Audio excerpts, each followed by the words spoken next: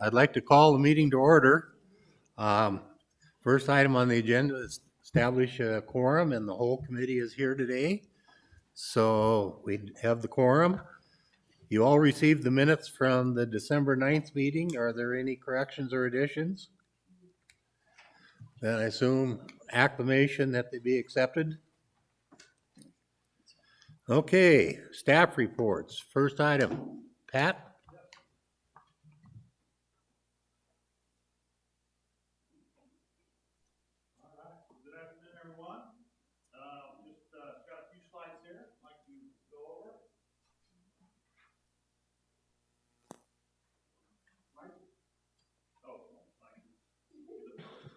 Okay. Yeah.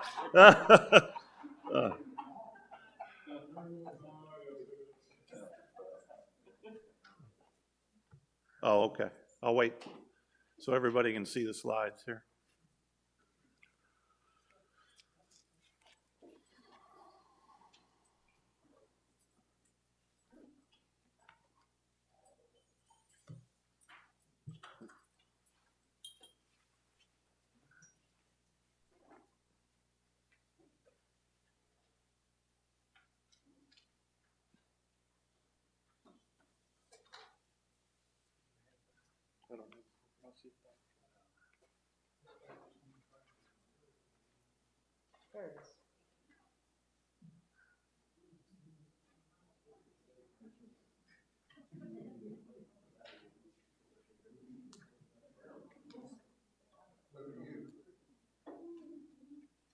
Harry, as a sidebar, can I ask him a quick question? If you survived Monday night, or was that the cause of the official, sir? We got it. And I finally got out of bed today. You want a quicker? I'll have you do what? Okay.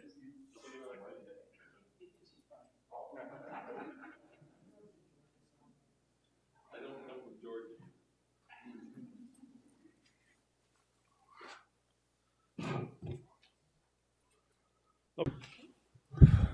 All right, cart rules. We still have the existing cart rules in play. This has been getting a lot better with our players. I will update everybody and say that Sun City Grand has changed their cart policy to single cart riders for right now. So that just came out this week. I believe they're reducing some activities outside as well. So currently we've got a maximum of 2 carts in a group with the exception of medical flags. So men's and ladies clubs are doing real well. Ladies tend to do a little bit better with this. But we did start a PA over at Desert Trails this last week, and a lot of the challenges the PA had was with the carts. So we're slowly educating all the golfers. Next slide, please. And again, we're really trying to stress using the 90-degree cart path rule. Todd can get into more details as far as the amount of damage done last year due to the 4 carts, but a lot of people are jumping on the 90-degree cart path rule. And again, anything to protect the asset and to keep it in great shape is greatly appreciated. Next slide, please. Just a reminder to everyone about the 15 feet rule. That's for the medical flags, people with yellow flags. And I have about 450 medical flag participants. They are allowed to get up to 15 feet from tees and greens. All other golfers are 30 feet. And again, if there's a cart path out there, we'd appreciate you using that first and foremost. Keeping up with the group in front of you is a key for the pace of play. We've had a couple days where the pace of play has been dragging a little bit, but all in all, the residents do really, really well. And then a reminder too that the PA out there is there to help, and he and she are there to help all players get around the golf course in a reasonable amount of time. We're seeing an uptick in people using this service. It's a text service for frost. If you text SCW Golf to the 844 number, you will receive the latest and greatest information concerning frost delays or cart path only due to rain. It's also a great tool in the summer for aerification and overseeding. We're seeing a lot more people use that than the weather hotline. Sometimes in the winter, the weather hotline can get jammed up and people can't get through, so this is a great alternative. We had a couple tournaments since the last time we got together. Last month, we had our annual night golf tournament over at Pebble Brook. Had 104 players. Recently here, the 8th and 9th, had 72 players. You play 5 9-hole matches and play 27 holes on Saturday, 18 on Sunday. Also had an optional skins game and some prize winners as far as closest to the pin. And you can see some of the winners there. And this is a fun event for a lot of players. And you can go to the next one. This is the remainder of our schedule for events running through Golf Ops. Our two-person scramble is on the 22nd. That's sold out. We're at 116 players. The Englewood Bowl scramble on February 12th. That is also sold out at 124 players. And the entry forms for the Sun City West Classic will go out on January 30th. And that's in March for the 12th and 13th. So a couple more events still coming. And that'll round out our schedule for tournaments.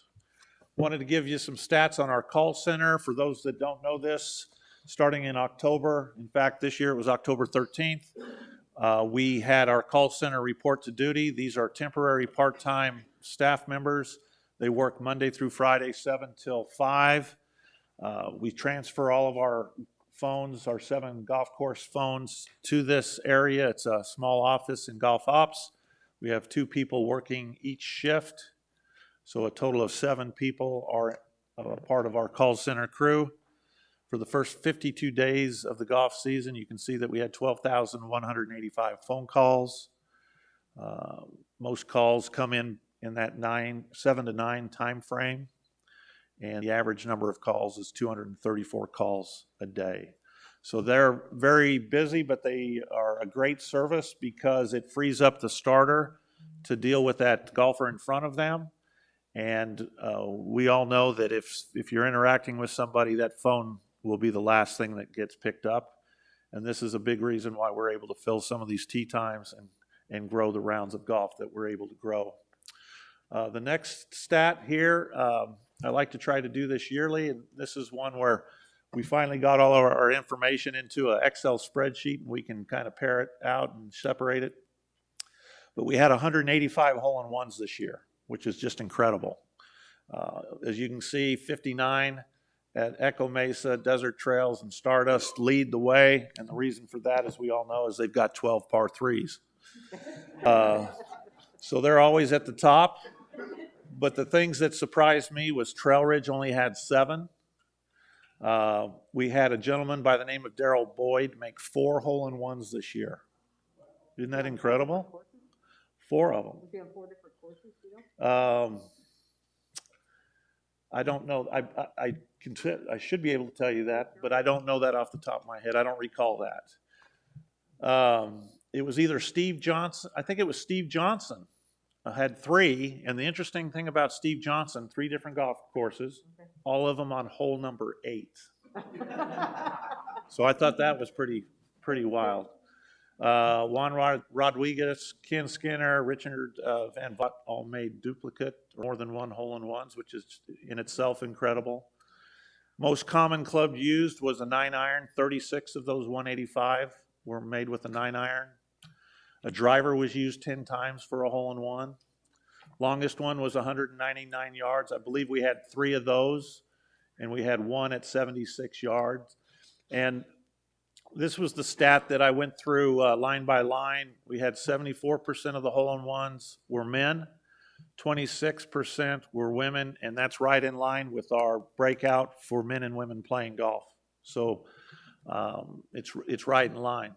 So I thought that was a lot of good information there. So if you want a hole-in-one, go to Echo Mesa. Right? Which hole's the best one? Yeah, there was a common one there. I've got some extras here. I can hand these out. We've got a rate sheet that we can talk a little bit later, right? But we want to start looking at golf rates for Sun City West, and what we do is put together a rate sheet, competitive analysis from surrounding golf courses. So we'll look at that.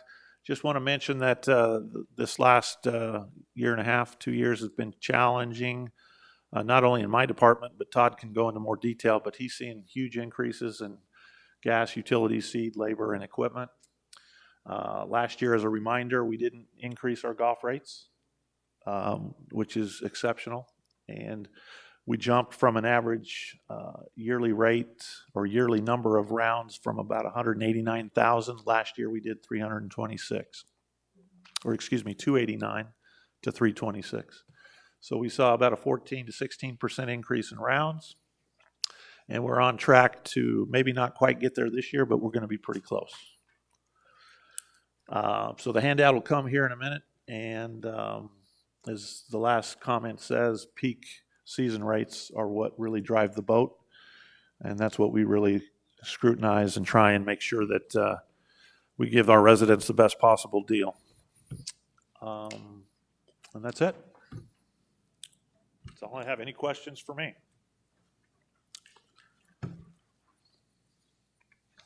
Anybody here make a hole in one? No, Patty. Patty, what hole, Patty? Which one? My. No, my. I've got two at Douglas Trail, one at Starbucks. One at Deer Valley. Actually, I've had 5. And you had one last year. And what was last? In January. Okay. I have had 3 at Douglas Trail. Okay, I was thinking I might have missed you off the list there. Okay. Okay, next on the agenda is Todd. All right, thank you. Somebody's got the clicker back? Okay, good. All right. All right. Today, I just have a short review of the 5th management plan and the impact that it's going to have on the Grandview Golf Course in terms of turf reduction. Okay. All right. The Arizona 5th management plan is effective January 1st of 2025. The state of Arizona will mandate how much water we can pull from the ground or put on our golf courses. And that's for not only Grandview, but that's all 7 golf courses. Golf courses will be required to reduce water usage through conservation methods. And probably the biggest one to save water would be turf reduction. We have a number of things that we do on the golf courses to conserve water. Our projects, our shoreline projects is another big one that we can save a lot of water. The irrigation project that we're planning on doing over at Grandview, that is also going to save water because we're going to use more efficient sprinkler heads, a better, more efficient pump station. All right, I took just a sampling. These are some drafts of from the golf course architect that he came up with. And we talk about turf removal. And we're looking primarily at the perimeters of the golf course over there at Grandview, and also the street fronts and the road crossings. So you can see where it's shaded, kind of the purple color. Those are all the areas that we're looking at removing grass along on the perimeters of the golf course. Okay, and then when you talk about street fronts, you can see my little pointer up here, street fronts and road crossings, that's going to get a little bit different application, but we are going to take that grass out on those areas and put in plants and different types. It's going to be very attractive areas, so when you drive by there, okay? So the next one. All right, here's number 16. Again, this is very representative of what we're going to be doing around the entire golf course at Grandview. So the perimeter offsets, we went with 15 feet, 20, and 25 feet. You can see that we've decided the mapping is based on that 25 feet onsets around the perimeter of the golf course. And that's going to pick us up almost 29 acres just by doing that, going around the perimeter of the entire golf course. Now, our road crossings and street fronts, we're looking at about a little over 9 acres in those areas. So proposed turf reduction at this point is about 38 acres for the whole golf course. I've gone through the mapping before. I think we have an advantage or opportunity to look at some other areas over there that will not affect the homeowners or the playability of the golf course. And that's really the goal in this project. We want to conserve water, but we want to respect the homeowners, because I know you bought those lots with the turf view, and you're still going to have that. So when you're sitting on your patio looking out at the golf course, you're still going to see grass. Okay, I think this is actually going to look better. Our perimeters around the golf courses, it's a low priority for us, and they're, I hate to say it, but they don't often look that good. Okay, we have pop-up sprinklers around the whole perimeter of the golf course, and they're always in need of repair. They break, so there's a lot of dead areas, a lot of dirt on the perimeters of the golf course. So with this project, we'll come in and we'll remove all that, we'll sod cut it, and then we'll put a decomposed granite down there, and it's going to have a nice contrast between that and the grass. So it's going to have a very clean look. It's going to look a lot better than what you see out there today. Okay. And then this is just about 3 or 4 years ago over on the Blue Tee on number 11 at Grandview. And I don't know if you've seen this, but if you drive by there, we decided to take the grass out. And it ran all the way up here on the left-hand side by the perimeter. And this is another by the street front. And I did talk to the homeowners at that time. I said, I'm going to do an experiment, because it never did look that good over there. I think there's a transformer over there, and it was just hard to grow grass in that area. So I went to the homeowners and I said, what I'd like to do is take the grass out and put in rock and desert plants. And they were all in favor of that. And then once we installed that, they thought it was really, really a good idea. They were really pleased with the outcome. So I wanted to do that as a little bit of a test. But you can see, we had the Blue Tee right here, okay, just like a little island tee here. And then we got our plants. We got our yuccas, our little johns and hasparellos and those kind of plants. So those are all things that we would use on the street fronts when you cross over from like 2 to 3, from 5 to 6, 7, and those areas around Grandview Golf Course. Could you leave that slide up just for half a second? Yeah. Go back to that. During this intermission, can I say something? I just want to put into perspective what Todd's saying. At 3.4 acre foot of water per acre, and an acre, just to put it into perspective, is 4,840 square yards, okay? And an acre foot is that area 1 foot deep, okay? So an acre foot is roughly 325,000 gallons. 325,000 gallons, and by reducing this 129 acre feet, we will have saved 43 million gallons of water. Million gallons. Just to put that into perspective. Yep, absolutely. And you can see that's on the slide that I put that together, that let's say 38 acres, and that's perimeter offsets and the street fronts that I was talking about. And the savings from that is 129 acre feet of water. And as Tim mentioned, that's roughly 851 gallons per acre foot. And so we did base that on 3.4 acre feet of water per acre rate. That's kind of what we're dealing with. So that's how we arrived at that number. So that's a lot of water. And again, I think we have an opportunity to look at some other areas over there at Grandview around the restrooms, pump stations and stuff like that, where we could also take some of that grass out and put desert landscape in there. And so I think that number is just going to go up. All right, so we're looking at having a series of forums or meetings with the community, just with the homeowners over at Grandview and the golfers that play Grandview, just so they're updated on what we're going to do, okay? And we'll do that before we do anything. So as of today, right now, we are 1 year, 3 months, and 14 days away from putting a shovel in the ground. Okay? I didn't get into the hours, but so we have that's going to be on top of us before you know it. But we do have time to make a lot of changes to this plan, and I'm sure there will be some changes. But what you're seeing today is basically what we're looking at doing. Okay, times and dates of those meetings, we haven't determined those yet, but those will go out in Rec Center News, Facebook, and e-news and other outlets to get that information out. So we'll have a series of those meetings.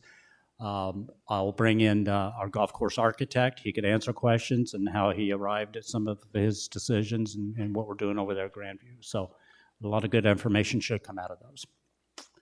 All right, here's a timeline. As I mentioned, we're a ways out, but you can see we're actually going to start that project in April. I slated April 3rd for the irrigation turf reduction project. It's still up in the air whether we're going to keep 9 holes open. I'm going to leave that up to Pat. That's his department. So if he thinks there's some value to leaving 9 holes open, we'll certainly do that. And then we're looking at going through that summer in 2023, go through the overseeding. As soon as we get the overseeding complete in September, late September, early October, and then we'll open the golf course mid-October after the overseeding. And we'll have the new irrigation in, and we'll have turf removed and desert plants and all that. So I'm excited about this. I really think it's going to be good. And again, my goal is to keep the golf course in playable condition, okay? Because I get a lot of comments about people not wanting to play like a trail ridge because of all the desert, and I understand that. And so they end up going over to like a Pebble Brook or a Grandview because it's wall-to-wall turf. So we don't want to change that. We don't want to discourage anybody from playing at that golf course, okay? And then the other big one is the homeowners that live around the golf course. We want to make sure that they're happy and pleased with what they have, because you did buy that lot, you do have that grass, and I don't want to take that away from you. But we have to do our part to save water. Yes? Yes, absolutely. We've had 2 homes down here, the one on Trail Ridge and now on Grandview. And when we were on Trail Ridge, we noticed that our patio was quite a bit more dusty than it is now. Is this covering that you're gonna put down some flow dust now? You know, I think we can do it in a way that we can limit the dust that comes off that. And again, along the perimeters, we're looking at between 20 and 25 feet coming in. So it's not going to be a huge area like what you have over at Trail Ridge. Okay, a lot of these areas.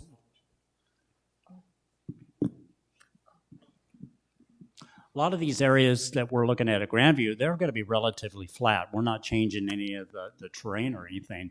Over there, Trail Ridge, you do have a lot of mountain, you have a lot of hills that are exposed to wind, and then you are getting some of the dust into your patio areas. So it's going to be a quarter minus.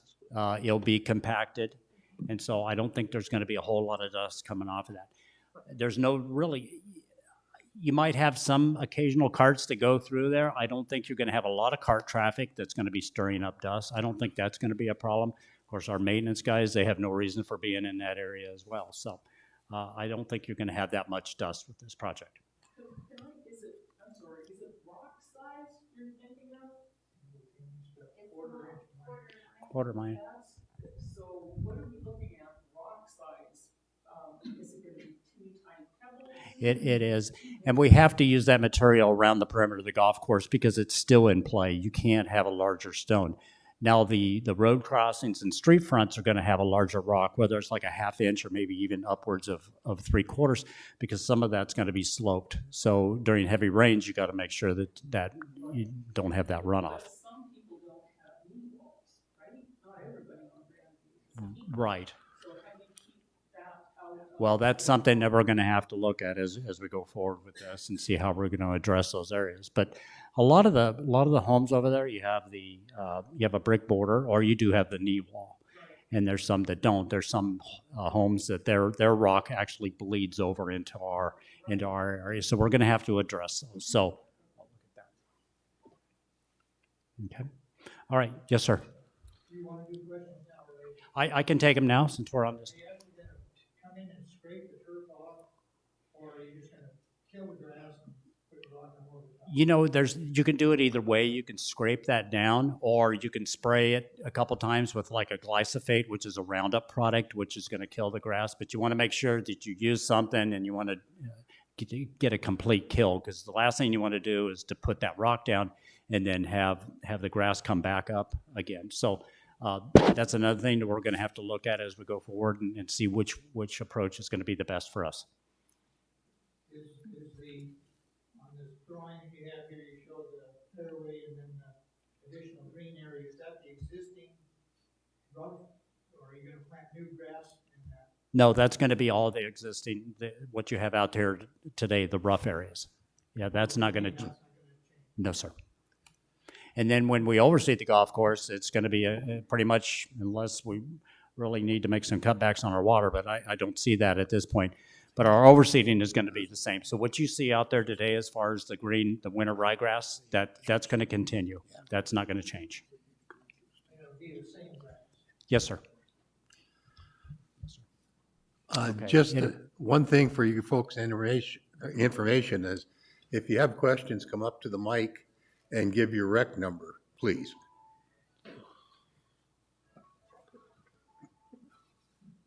Okay. And then the last thing, just an update on our frost delays and restrictions. Last month in December, we had two days of restrictions and 3 frost delays. And then the year before, in 2020, we had 6 restrictions and 12 frost delays. So we're doing pretty good as far as that goes. And then so far this year, we've had no restrictions, but we have had 4 frost delays. And then in 2021, in January, we had 11 restrictions and 7 frost delays. So it was pretty active. But looking at the long-range forecast, it looks like we're going to be high and dry. So I don't think we're going to have too many more frost days coming up this month, but could be wrong. So in turn, I hope that we're getting more play out there, more revenue with fewer frost delays and restrictions. So anyway, that's all I have. Any questions? Yes, sir.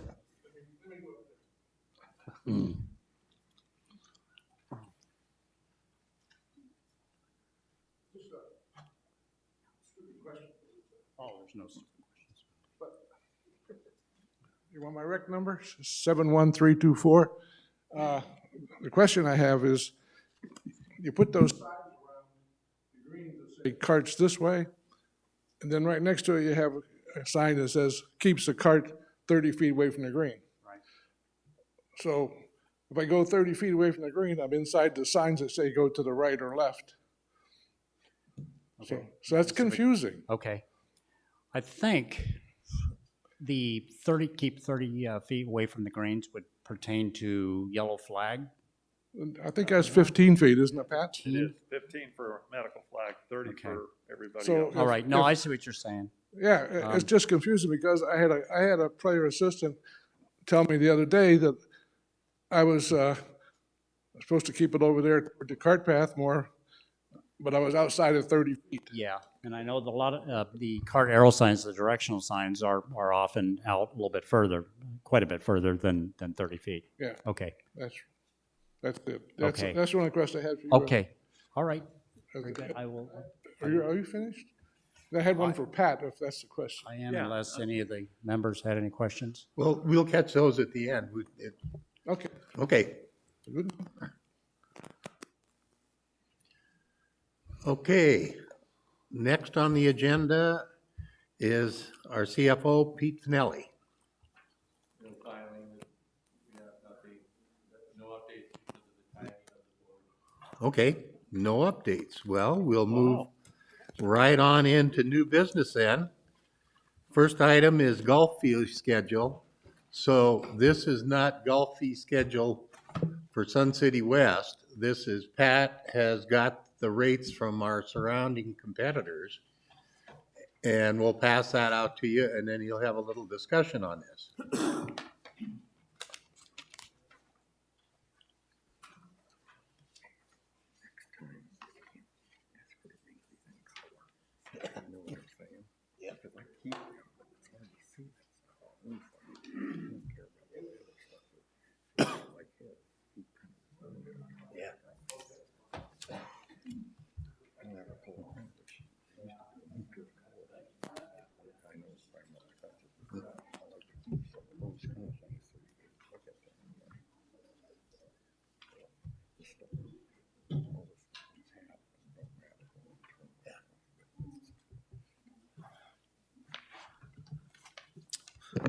All right, so part of the process of determining the rates for Sun City West is to do a competitive analysis of what our area golf courses are charging. And what you have in front of you are 7 or 8 golf courses in the West Valley. We have, including us, we have 3 Sun City West properties, or Sun City properties. Del Webb properties, I guess would be better. We also have Pebble Creek, which is a Robeson community, Westbrook Village. Hillcrest, which is in Sun City West. Arizona Traditions. And then we have a couple higher end courses, Verado, but it has a plus 55 component to it. And so what we look at is rates for the public, if they allow public play, resident rates, what the residents are charged on a daily basis.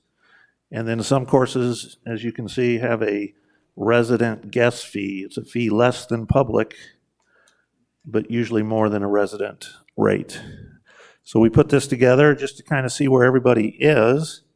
And the trends that I'm seeing is the rates are going up, some quicker than others, but they seem to be consistently going up from one year to another. You're seeing that some of these public green fee rates are exceeding $100. What I'm finding there are most of those are run by a management company, third-party management company that runs the golf component. But you can see that Sun City West has a great value. Todd and his crew do a wonderful job with the conditioning of the golf courses, and for $1 to $1, Sun City West, again, seems to be the leader in this. To put it in perspective, 20% of our rounds come from outside our community, and that is to the tune of a little over $2 million.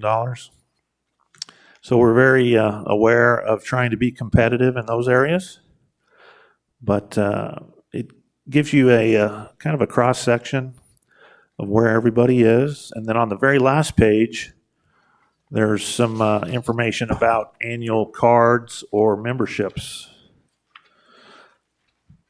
I don't have Briarwood on here. Briarwood Country Club's a equity club. Their green fees are $70 this year. One other one that I would mention is Coyote Lakes. Coyote Lakes is $42 for members. You have to purchase a $110 card. Public rate's $57, and their annual unlimited is $3,000. And they've increased rates to the tune of about 6% across the board from prior years.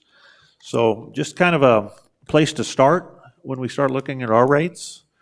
And we can reference this and see how we want to handle some of the things that we are going to face here in a few months.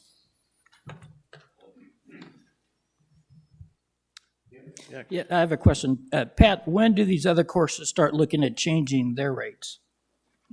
So I've got 2 or 3 of the ones listed here. Sun City Grand really works on a calendar year, so theirs is new. Pebble Creek seems to be new, and Sun City is pretty much on our schedule. But I've got a little bit of both. Some start on the first of the year, and some start November, which is coming out of overseas. So when will we know, people that are on the same schedule as us, when will we know what their rates are going to be for the next year? Typically, the ones that are in November start making decisions June, July. Mhm. You know, that's when they start publishing those things. Grand, they had inkling in December what they were going to be, but they published it January 1st. And they continue it on for the whole calendar. So that's one of the kind of tricky things but this is the latest and greatest for everybody. Okay, thanks. Any other questions from the board?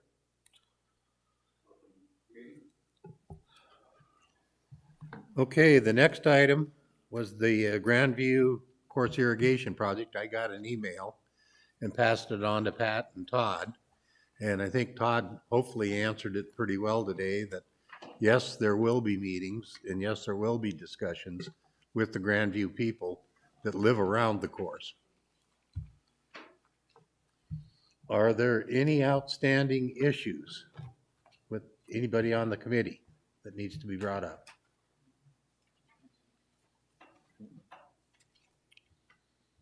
Okay, we'll go into the final segment of comments.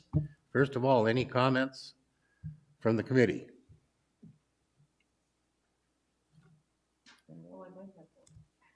Donna? Yeah, and I think what's going to happen now that we just heard from Pat about Grand going to single carts, that's going to become an issue. Because, a lot of people have been pushing for that to start with because it's the rise in COVID right now. So I think we need to be prepared to deal with that. Pat?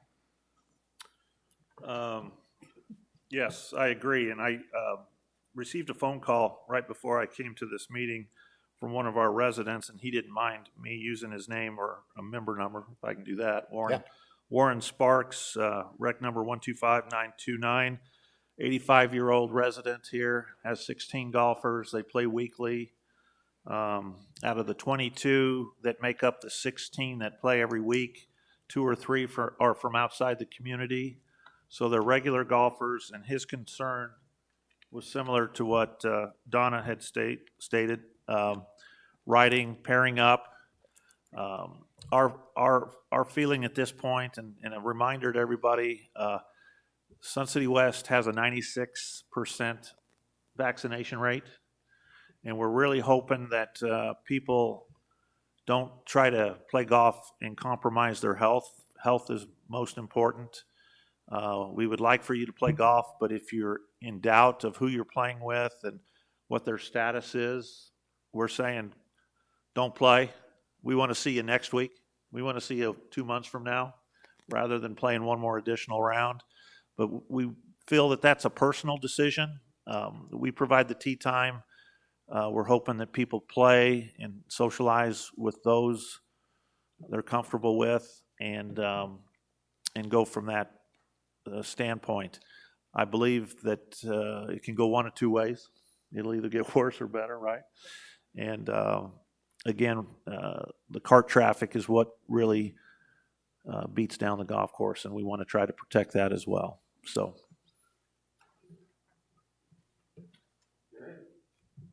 Well, I wasn't going to bring it up, but Oh, come on. well, last month we had a specific discussion by Mr. Schwinn, who happens to be in our audience, about this issue. And remember, I asked the question when it came up, who was going to make the decision about single carts or not? And I believe his answer came down to it wasn't going to be Mr. O'Hara. It was going to be the rec center board. Is that correct, Mr. Schwinn? Since you're here, I mean, we specifically talked about this last month.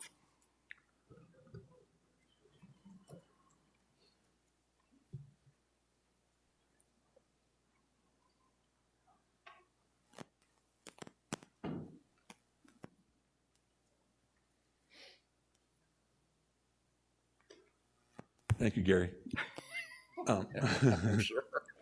So where we sit today, I think the conversation that we did have at our last month's meeting, we did talk about the COVID scenario, where we're going and this and that. Reeling back, I mean, this has been around now for a couple of years.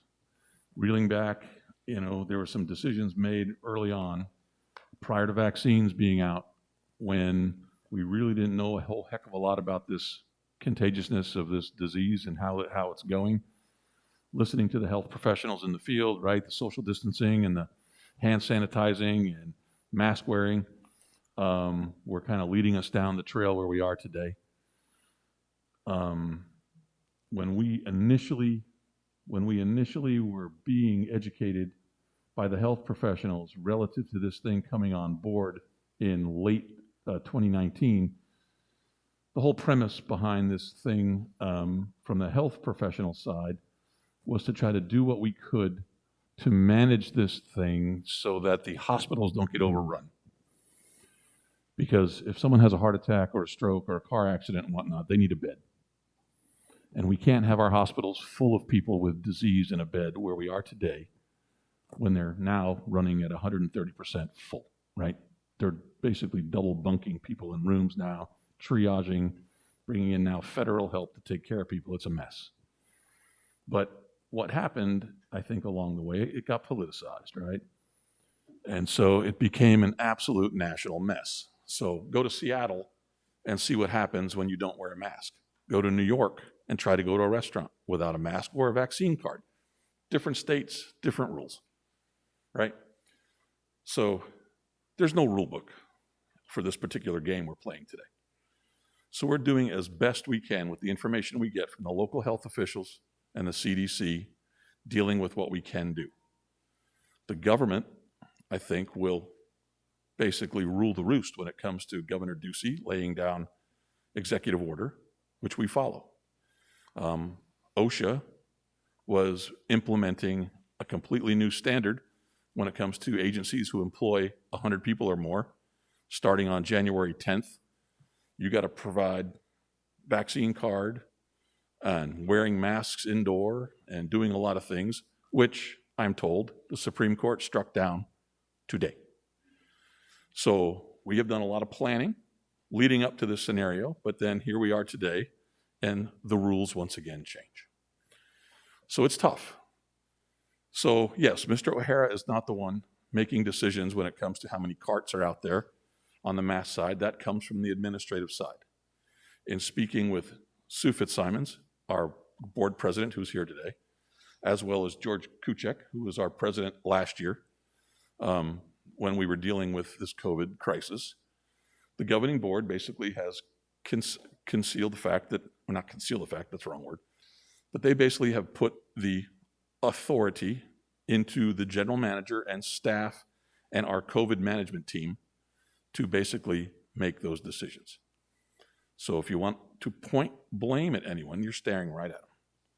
So we carry this thing team forward. We keep the governing board informed about our policies. Now, what Pat was recommending or talking about earlier on our cart position is that, you know, we have multi-million-dollar facilities out there that are very, very good golf courses. And again, personal responsibility comes into play in the game, as does some of the problems that Todd faces during transition of our golf courses and trying to keep these things as nice as they are. And he's done a tremendous job with his staff and has how understaffed he is, making sure these golf courses remain as wonderfully playable as they are. It's a miracle in my world. It really, really is. And so the millions of dollars that we generate here, you know, from the economic side are very, very important. But so is health, and so is people's livelihoods and everything else like that. So we weigh that. And so when we closed the golf courses and we closed the rec centers early on in 2020, right, there were no vaccines. We didn't really know what we're doing, trying to keep people separated and apart. And we weren't really seeing that on the golf courses. Very large groups of people were still congregating, hanging out front and whatnot, and we were telling them, just break up. And we weren't getting that kind of thing. So we made the decision collectively to close the golf courses and the rec centers. Was it popular? Hell no. Hell no, right? And so a lot of revenue lost. And I think Mr. Finelli can talk about a scenario right now that we're dealing with the federal government on a little bit of a revenue generating payback from our end because we did lose revenue. And so there's a program now to maybe get reimbursed. But we're working with that with our auditors, and we hope to be bringing you very positive news shortly. But when it comes down to the carts and whatnot, we're asking that people take a little bit of personal responsibility here. A very high rate of vaccines exist within our zip code. And so we're asking people to perform that way. We have the ability to mandate our employees wear masks while inside. And I think if you look around here, everybody wearing a mask in this facility, maybe not everybody, but they're employed here. And we want to make sure our staff remain safe. And we're trying to do everything that the science is telling us to stay that way. Are we affected? Yep, we got a lot of people out. Have we had people on our staff pass away? Yes, we have.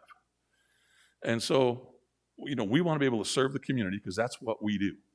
We can't really work from home. Somebody's got to mow the grass, right? We need bodies, healthy bodies. And so we're doing everything we can to make sure people stay that way. So when it comes to those types of decisions, I mean, we have a COVID task force that we kind of consult with when any kind of those changes are being made. And as of right now, we are not making any additional changes due to the vaccines that are availability and the fact that we're asking people to be personally responsible for what they do. A very long answer. I apologize for that, but I'd be more than happy to deal with this on a personal level with you. If you feel uncomfortable about that, I apologize, but my door is open. Come in with a mask and we can talk all day long. No, I don't feel uncomfortable. I applaud the board, the rec center board. I applaud you, the committee, the COVID committee. It's obviously a moving target. Sure. I totally agree with that. It's a very divisive topic, as we've discussed before. My main objective is only because we discussed it fairly thoroughly last month with you. And I think obviously Todd is doing a fantastic job. I also think Pat is. I just don't want them becoming the per se scapegoat in the issue. Right, right. If the rec center board via the COVID committee is the decision maker on the carts, that's how I guess I want to see it, because that's what we were told. If it's Pat's responsibility always, we'll deal with that. But that's not what we were led to believe. Right. And you reemphasize that. Right. So I have no complaints with how Sun City West is handling anything. It's a difficult position out there. And the governing board, I commend all of you for what you do. And we listen, we're here with open ears. So if this committee basically wants to formulate a recommendation to move forward to the governing board to recommend, that is exactly your role. So if you feel something needs to change, and if you feel that we need to, get back to 4 and 5 carts out there running around, that's something that you can formally make a recommendation for, and we will do some analysis on that and come back with a response to our governing board as far as our decision goes. That's exactly how this organization works. It is the voice of the people that live here that really steer the ship. Right. Right. Thank you very much. Yes, sir. I just had one more question for you then. Do you know why Grand has changed to single carts? Do you know anything precipitated that? No, ma'am, I don't. I can go certainly talk to Mr. Twiggs. He's the GM over there, and I can seek an answer from him. I can talk to Bill Cook, who's the GM over at Sun City. They allow 5 carts, believe it or not. Wow.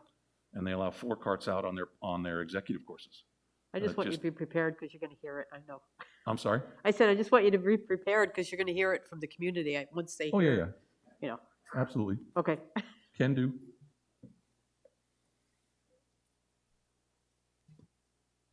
You good? Any more questions? Are there any more comments from the board?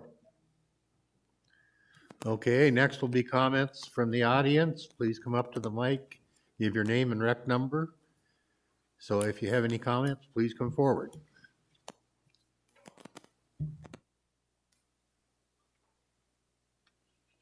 Sherry Jones, 116224. I just want to thank you, Todd, for all your help in us understanding what's going on at Grandview and all your effort that you're doing on this project. It looks like, it's scary when you don't know, but you've given us enough information. I think it'll help us all.